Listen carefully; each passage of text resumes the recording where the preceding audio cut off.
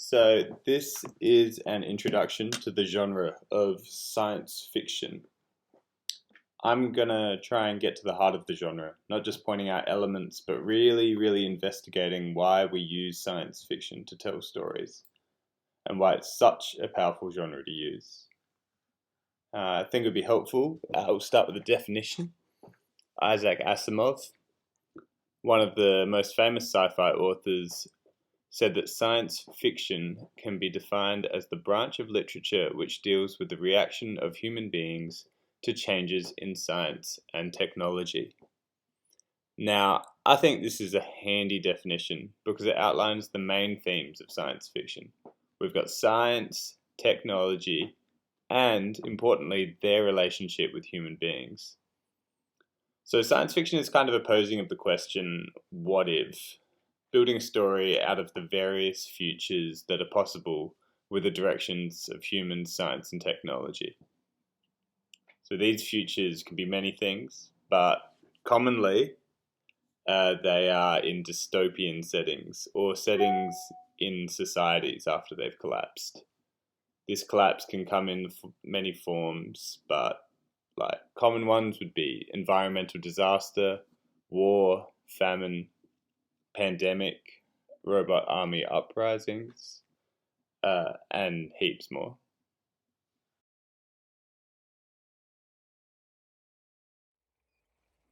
This is Wall-E. This is a 2008 Pixar animated film.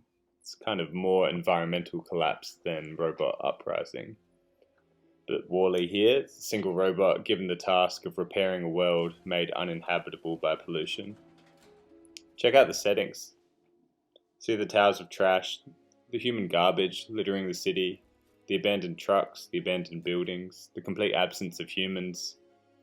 See how much you already know about this future without even having to know the plot. You can get that sense of loneliness and emptiness, and you already start trying to figure out what went wrong in this society. Why has this city been abandoned? What particular dystopia is Wall-E living in?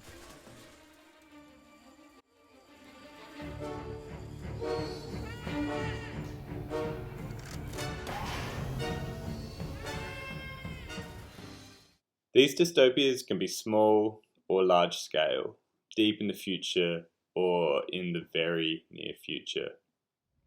The pretty hectic British sci-fi series Black Mirror does the near future incredibly well. I strongly recommend never ever watching it because it's harrowing and it makes you feel very small and scared. Uh, this is a particular story about a man with a chip in his brain, in which he can remember every moment of his life and replay it at his own will. Which sounds great until you think about how much we would all torture ourselves if we had access to this tool. This tool, which Ray-Ban are currently selling for about $500 as well. Black Mirror is a great example of how sci-fi can provide intimate and emotional storytelling. You know, it's not all spaceships and aliens.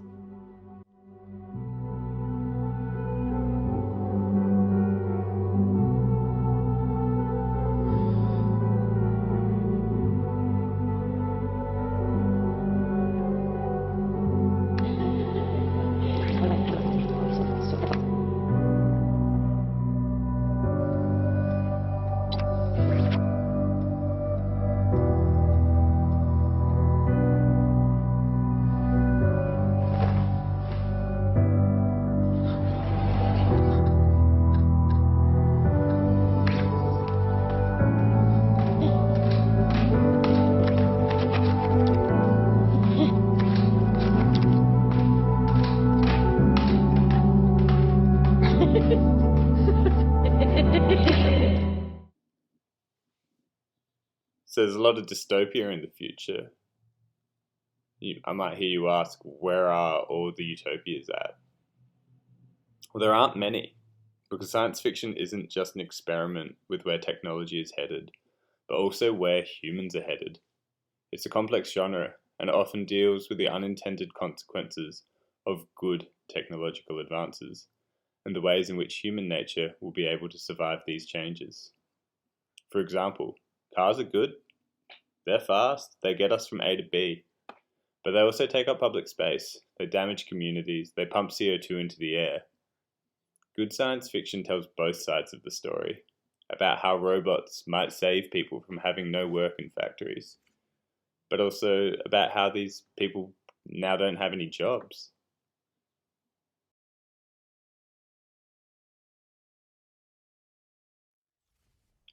William Gibson is another very famous sci-fi author who came up with the whole cyberpunk genre, which is most prominently featured in the 1999 film The Matrix and the creatively titled 2019 game Cyberpunk 2077, which William Gibson was not a huge fan of. When asked about the future, he responded that the future is already here. It just isn't distributed very evenly. This idea gets to the heart of a lot of the utopias that you see in sci-fi, that even with all the technological development in the world, we still have all of our human failings. This reflection can be seen in our own world, as the richer nations have vaccines that the undeveloped world do not. Australian coasts are being barricaded by seawalls, while Pacific islands are sinking. Just a few weeks ago, William Shatner went to space, and most people in the world can't get on a plane at the moment. So the question often becomes in sci-fi, if there is a utopia, who is it for? What price do we pay to maintain it? So we've referenced movies, TV shows, games, and books as being examples of science fiction. Does science fiction have limits?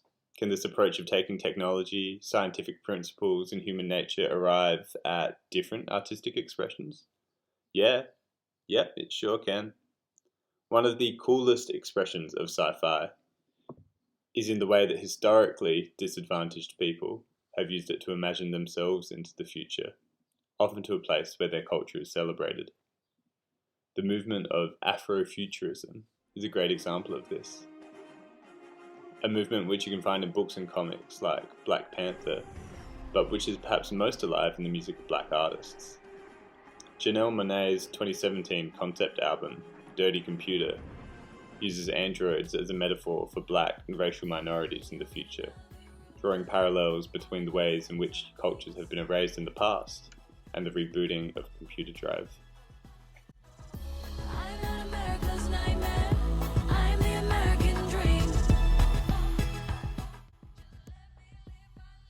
This is echoed by LA hip-hop artist Clipping's 2016 hip opera, Splendor and Misery. Set on a slave ship flying between galaxies, it follows the mutiny of cargo number 2331, who earns the friendship of the ship's AI and resets course to a planet upon which he won't be enslaved. The story is an allegory, using Black American history as slaves to reimagine futures which provide hope, but which also celebrate survival. Warning, mothership reporting. Cargo number 2331 is armed and he is dangerous. Warning, mothership reporting. Cargo number 2331 is setting a new course. Warning, mothership reporting. Mothership reporting. So that's a lot. Let's summarize. Sci-fi is asking about the connections between technology, scientific discovery, and human behavior, and how these will interact in the future. But it's also a tool for allegory. Allegories are symbolic stories that represent a deeper meaning. In Australia, science fiction has been used by Indigenous writers to engage with the history of colonisation. Noongar woman Claire Coleman's 2017 book Terra Nullius imagines a future in which Australia is invaded by aliens, in which Indigenous and non-Indigenous Australians must endure the process of colonisation and the erasing of culture by the invading aliens. For most of the book, you assume that it is set in the past, that the aliens are Europeans, but she slowly reveals that it is in the future, a dystopia that looks like the past. This is another use of allegory. In an interview with ABC, Coleman reflects that novels about modern Australia are post-apocalyptic, because all Aboriginal and Torres Strait Island peoples live today are the descendants of people who survived an apocalypse. The use of science fiction, the dystopian setting, the alien invaders, are ways that an author can tell a story about the present using the future.